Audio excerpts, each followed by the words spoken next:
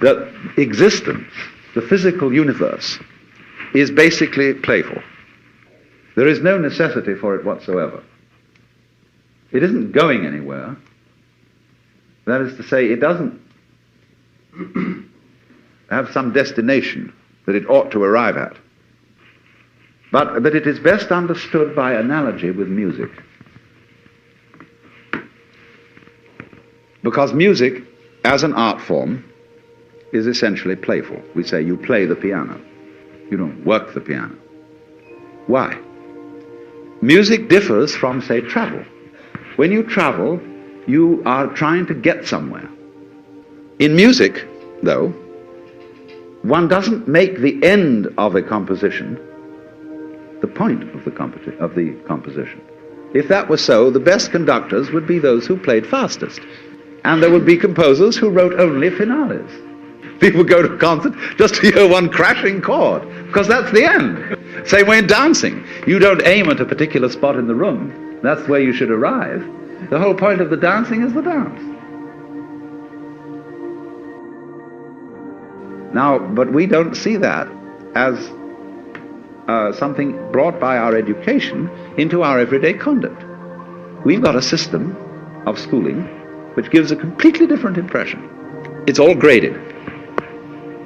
And what we do is we put the child into the corridor of this grade system with a kind of, come on, kitty, kitty, kitty. And now you go to kindergarten, you know, and that's a great thing because when you finish that, you'll get into first grade. And then come on, first grade leads to second grade and so on, and then you get out of grade school, you've got high school, and it's revving up, the thing is coming. Then you're going to go to college, and by Jove, then you get into graduate school, and when you're through with graduate school, you go out to join the world. And then you get into some racket where you're selling insurance, and they've got that quota to make, and you're going to make that. And all the time, the thing is coming. It's coming, it's coming, that great thing, the success you're working for. Then when you wake up one day about 40 years old, you say, my God, I've arrived. I'm there. And you don't feel very different from what you always felt. Look at the people who live to retire and put those savings away. And then when they're 65, they don't have any energy left, they're more or less impotent, and they go and rot in an old people's, senior citizens community.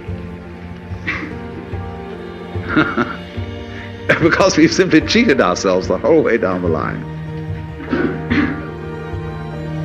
We thought of life by analogy with a journey, with a pilgrimage, which had a serious purpose at the end, and the thing was to get to that end, success or whatever it is, or maybe heaven after you're dead.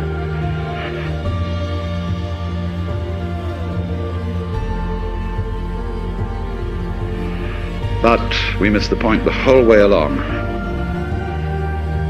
It was a musical thing, and you were supposed to sing or to dance while the music was being played.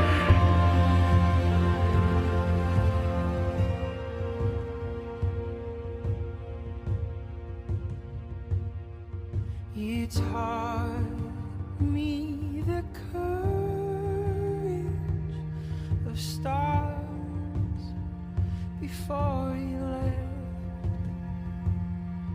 How light carries on endlessly, even after death.